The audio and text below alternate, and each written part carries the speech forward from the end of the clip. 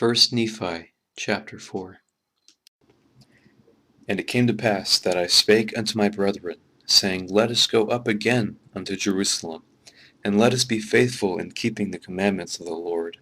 For behold, he is mightier than all the earth. Then why not mightier than Laban and his 50, yea, or even his tens of thousands? Therefore let us go up, let us be strong like unto Moses. For he truly spake unto the waters of the Red Sea, that they divided hither and thither, and our fathers came through out of captivity on dry ground, and the armies of Pharaoh did follow, and were drowned in the waters of the Red Sea. Now behold, ye know that this is true. Ye also know that an angel hath spoken unto you. Wherefore can ye doubt? Let us go up.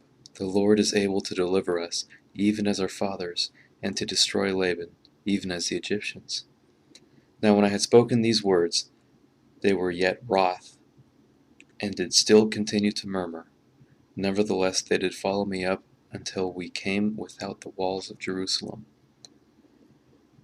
And it was by night, and I caused that they should hide themselves without the walls.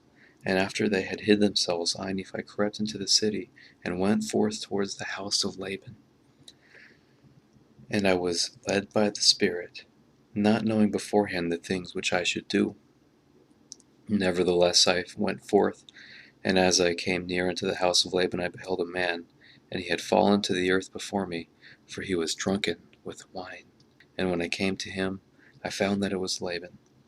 And I beheld his sword, and I drew it forth from the sheath thereof, and the hilt thereof was of pure gold, and the workmanship thereof was exceedingly fine. And I saw that the blade thereof was of the most precious steel. And it came to pass, I was constrained by the Spirit, that I should kill Laban. But I said in my heart, Never at any time have I shed the blood of a man. And I shrunk, and I would that I might not slay him. And the Spirit had said unto me again, Behold, the Lord hath delivered him into thy hands. Yea, and I also knew that he had sought to take away mine own life. Yea, and he would not hearken unto the commandments of the Lord, and he also had taken away our property. And it came to pass that the Spirit had said unto me again, Slay him, for the Lord hath delivered him into thy hands. Behold, the Lord slayeth the wicked to bring forth his righteous purposes.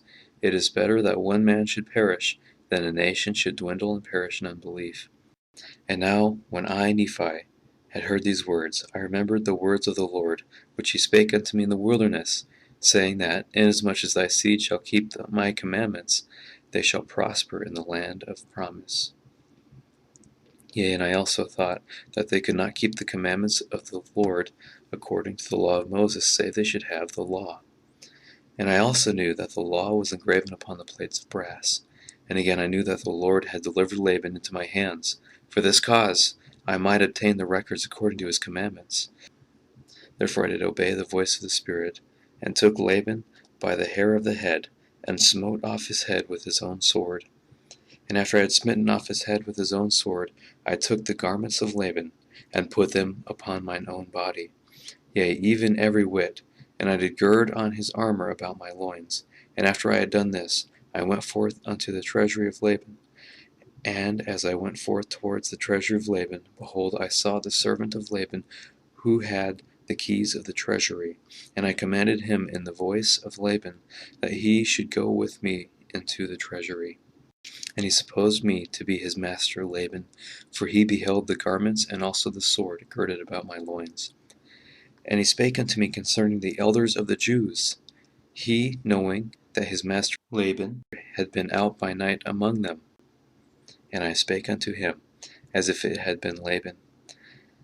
And I also spake unto him, that I should carry the engravings which were upon the plates of brass to my elder brethren, who were without the walls. And I also bade him that he should follow me. And he, supposing that I spake of the brethren of the church, and that I was truly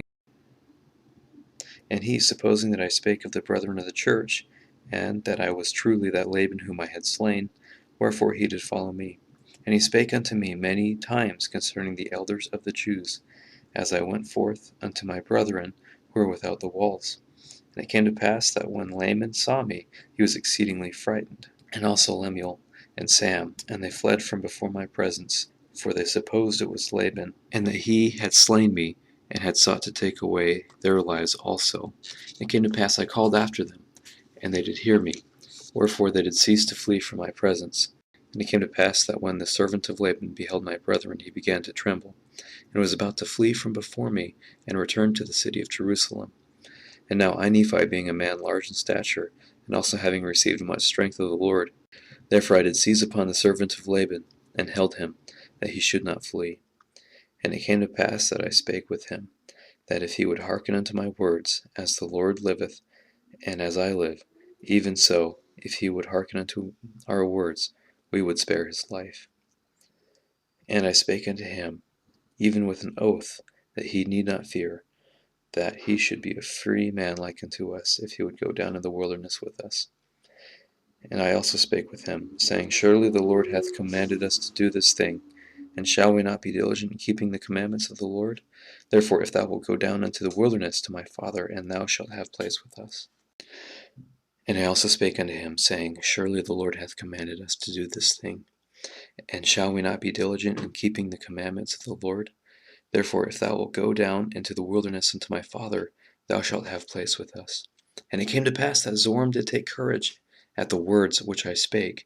Now Zoram was the name of the servant, and he promised that he would go down into the wilderness with our father. Yea, and he also made an oath unto us, that he would tarry with us from that time forth.